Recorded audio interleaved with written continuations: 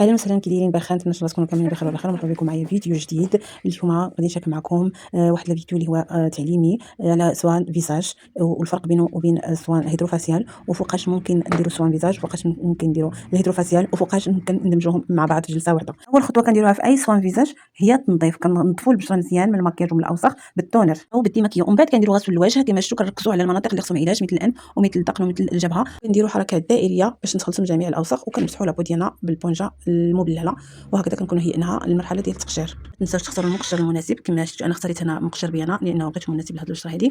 كما شفتوا كنديروا طبقه رقيقه لو كنطبقوها على البشره كامله، وكنخليوها تقريبا واحد 6 دقائق، وعاد كنبداو نحركوها باصابع ديالنا بواحد الحركه دائريه باش كنمهدوا البشره انها ترخي القشور، وفي نفس الوقت تحيد لنا دوك الجليدات اللي فوق البشره.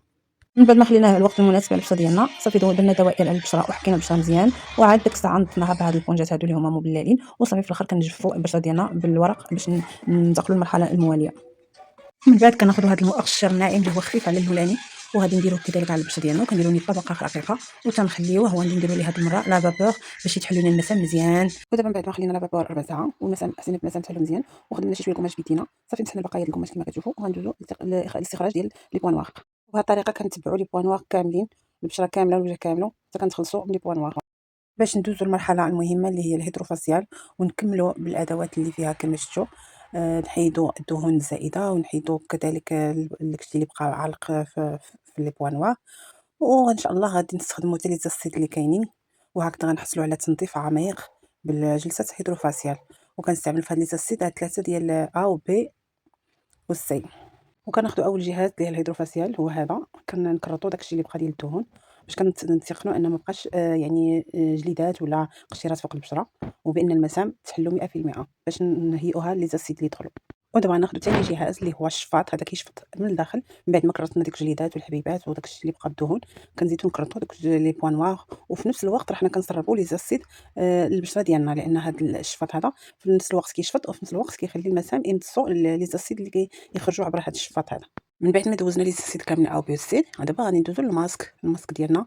غادي نخليوه 10 دقائق على ما ينشف، وغادي نغسلوه. وبهذه المرحله هذه غادي نكونوا نهينا المرحله ديال التقشير والتنظيف والتغذيه، ودابا غادي ندوزو للمرحله ديال الترطيب.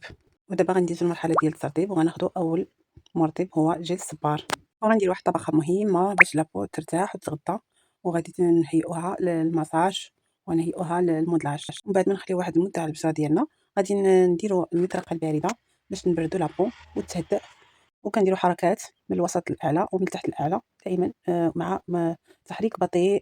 أنا راهي مصورها على فيديو، تحريك بطيء باش لابد تستافد من البروده اللي كاينه في هذه المطرقه. ومن بعد غناخذ فيتامين سي وغادي نطبقوه على البشره ديالنا كما كتشوفوا. هاي فيتامين سي مهم، فيتامين سي، وكنديروه بالطريقه هذه. ومن بعد كناخذوا هذا الجهاز هذا اللي هو نورمالمون كنعمروه فيتامين سي. انا راه درته مباشره على البشره باش يدفع الفيتامين باش يدخل مزيان، لانه فيها واحد القوه دافعه كتدفع الاكسجين لداخل البشره، وفي نفس الوقت كينشف لنا حتى المسام باش ما يتيجوش او لا يلتهبوا. كدا غادي نكونوا تاكدنا بان فيتامين سي دخل مزيان للبشره ديالنا. وغادي ندوزو للمرحله الثانيه اللي هي المساج. غناخذوا هذا الجهاز هذا وكنضبطوه على رقم 5، وكنخدموا به مساج ديالنا من التحت، يعني من الذقن للاعلى. وهكذا غادي نكونوا متاكدين ان الجلسه ديالنا ديال السوان فيزاج والهيدروفاسيال كانت ناجحه 100%، والبشره باينه نضره رغم ان شويه الاحمرار وشويه التهيج. ولكن غادي ندوزو للمرحله ديال التهدئه بالماسك. الماسك الضوئي هو اللي غادي يعطينا اخر فينيسيون.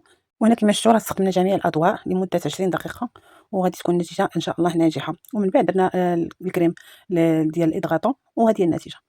نتمنى يعجبكم الفيديو. الا عجبكم الفيديو ما تبخلوش عليا بلايك وتعليق، والى اللقاء.